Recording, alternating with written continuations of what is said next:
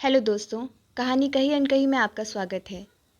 Mummy, तुम परसों किसी भी हालत में यहाँ पहुँच ही जाना। परसों मैं हॉस्पिटल में एडमिट हो जाऊंगी और अगले दिन सुबह ऑपरेशन हो जाएगा। फ़ोन पर अनन्या के मुंह से ये बातें सुनते ही वैशाली जी के हाथ पैर फूल गए। क्या बात है अनन्या, तुम्हारी डिलीवरी में तो अभी पूरे 17 दिन है।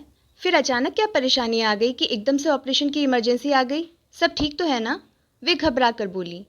मम्मी सब ठीक है। दरअसल बात यह है कि ऑफिस में एक बहुत ही महत्वपूर्ण प्रोजेक्ट आया है जो किसी भी कीमत पर मुझे ही करना है। यदि मैं डिलीवरी की ड्यू डेट तक रुक गई तो समय पर ऑफिस ज्वाइन नहीं कर पाऊंगी और वो प्रोजेक्ट मेरे हाथ से निकल जाएगा। मेरे करियर के लिए ये प्रोजेक्ट बहुत ज़रूरी है। उधर से अनन्या का जवाब आया। क्या? वैशाली जी परेशान हो उठी। तुम एक मामूली प्रोजेक्ट के लिए अपने बच्चे की जान से खिलवाड़ कर रही हो? प्री मैच्योर डिलीवरी करवा रही हो? अनन्या, तुम पागल हो गई हो क्या? ओ मम्मी, इतना परेशान मत हो। मैंने डॉक्टर से बात कर ली है। बच्चा पूरा डेवलप हो चुका है, कोई खतरा नहीं है। हाँ, यदि ज़रूरत पड़ी तो 2-4 दिन इंक्यूबेटर में रखना पड़ेगा बस। अनन्या बोली। अरे तू माँ है या कसाई? एक मासूम बच्चे से माँ की कोख में पलने के नैसर्गिक अधिकार को भी छीन रही है। वैशाली जी ने गुस्से से कहा। क्या करूँ मम्मी, मेरी भी मजबूरी है। यदि मैं ऐसा नहीं करूँगी तो मेरा करियर 4-5 साल पीछे चला जाएगा। तुम तो जानती हो मैंने कितनी मेहनत से पढ़ाई की है और करियर बनाने के लिए संघर्ष किया है। अब अवसर मिला है अपनी मेहनत का फल पाने का। तो बस समय पर आ जाना। अनन्या ने बिना वैशाली जी का जवाब सुने फ़ोन रख दिया।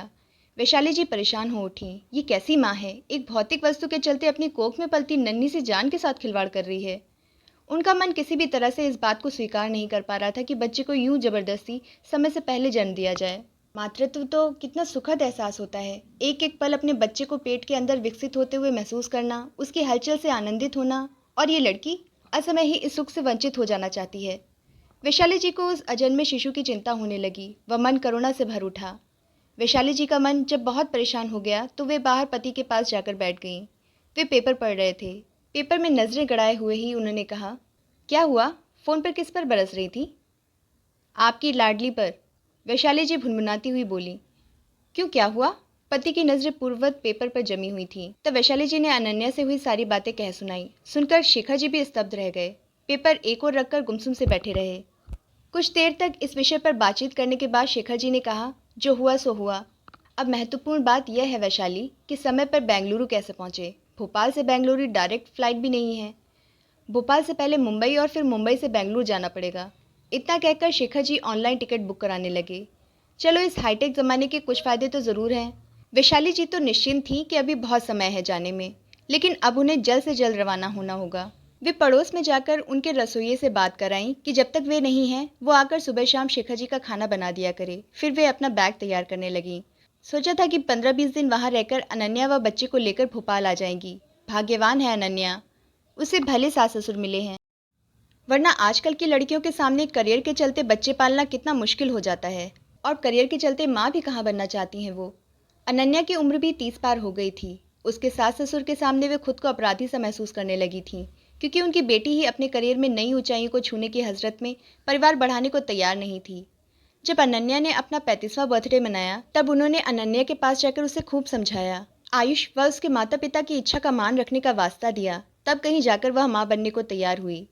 वो तो ईश्वर की कृपा से अभी तक सब कुछ ठीक ठाक है और माँ बच्चे दोनों स्वस्थ हैं। नहीं तो 35 की उम्र में प्रेगनेंसी के समय कई समस्याओं की संभावनाएं बढ़ जाती हैं। वैशाली जी सामान जमाते हुए सोचने लगी कि पहले बेटियां प्रसव के लिए मायके आती थीं, अब माँ को जाना पड़ता है। पहले खुशखबरी मिलते ही झबले सिलने, स्वेटर बुनने का कार्यक्रम शुरू हो जाता था। अब बाजार में सब रेडीमेड मिल जाता है। छोटी छोटी बातों से जुड़ी हुई मातृत्व की नन्ही नन्ही खुशियों के धागे इस पीढ़ी में विलुप्त हो गए हैं। नियत दिन सुबह ही वैशाली जी बेंगलुरु पहुंच गईं। ड्राइवर उन्हें लेने एयरपोर्ट पहुंच गया था। घर पहुंची तो अनन्या व आयुष दोनों ही घर पर नहीं थे। आयुष तो ठीक है, लेकिन अनन्या को तो आज घर पर ही रहना चाहिए था। सास ने बताया कि आज वो ऑफिस में अपने कुछ ज़रूरी काम पूरे करने गई है, क्योंकि कल से तो वो छुट्टी पर रहेगी। शाम के 7 बजे अनन्या व आयुष घर आए। दूसरे दिन सुबह समय पर सभी लोग हॉस्पिटल पहुंच गए। अनन्या को ऑपरेशन थिएटर ले जाया गया। बाहर सभी आतुरता से नए मेहमान के आने की प्रतीक्षा करने लगे। 40 मिनट बाद नर्स ने आकर खबर दी कि बेटा हुआ है। बच्चा कैसा है? अनन्या कैसी है? बच्चा बाहर लाकर कब देंगे? सबने मिलकर ढेर सारे सवाल पूछ डाले। बच्चा ठीक है, डॉक्टर चेकअप कर रहे हैं, थोड़ा समय लगेगा। अनन्या बिल्कुल ठीक है, अभी स्टिचेस लग रहे हैं, थोड़ी देर में रूम में शिफ्ट कर देंगे। नर्स ने मुस्कुराकर जवाब दिया। वह अंदर चली गई। सभी के चेहरों पर राहत के भाव आ गए। कुछ ही देर बाद अनन्या को रूम में शिफ्ट कर दिया गया। डॉक्टर नींद व पेन किलर का इंजेक्शन देकर चली गई।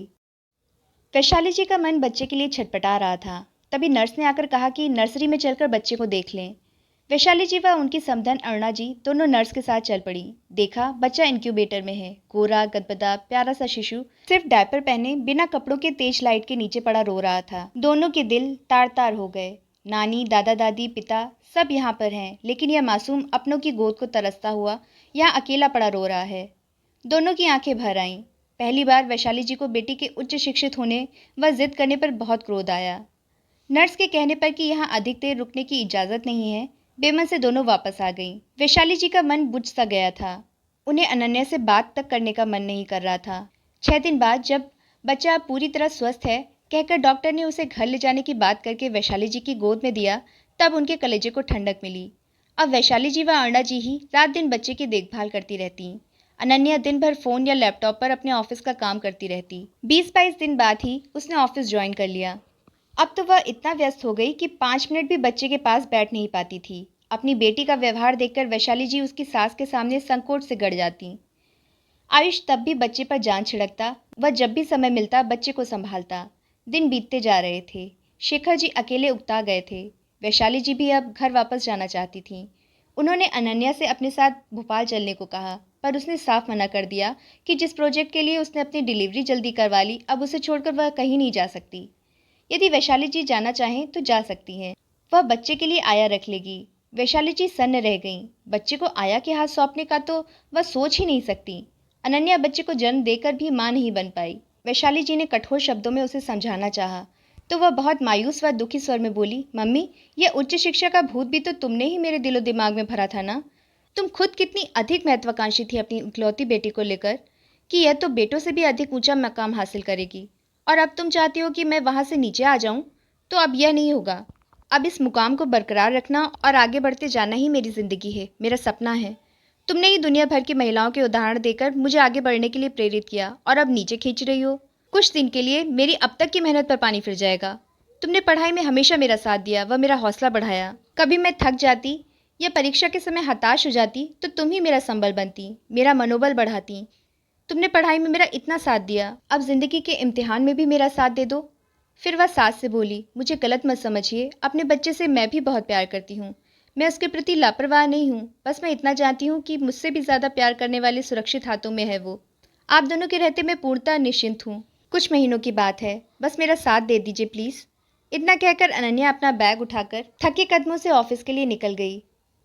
वैशाली जी व अरुणा जी एक दूसरे से नजरें चुराती हुई चुपचाप अनन्या को जाते हुए देखती रहीं। सच ही है, इस हाईटेक जनरेशन को जन्म देने वाले तो हम ही हैं। हमने उन्हें पारिवारिक मूल्य व महत्व सिखाए ही कहाँ। बचपन से ही उन्हें बड़ी बड़ी डिग्रियां व मल्टीनेशनल कंपनियों में ऊंचे पद हासिल करने की शिक्षा देते रहे। भूल तो कहीं ना कहीं हमसे ही हुई है। हमने ही इस पीढ़ी को रूढ़ियों को तोड़कर आसमान छूने के लिए प्रेरित किया। अब कैसे उम्मीद करें कि वे धरती पर घोंसला बनाकर रहेंगे। बस चिंता तो अनन्या की सेहत की थी, लेकिन कुछ पाने का मूल्य तो हमेशा चुकाना पड़ता है। हमें अलग मूल्य चुकाने पड़ेंगे व इस हाईटेक जनरेशन को अलग मूल्य चुकाने पड़ेंगे। अनायास ही वैशाली जी व अरुणा जी को इस हाईटेक जनरेशन से सहानुभूति हो आई। बेचारी दोनों ही मोर्चे पर पिस रही हैं।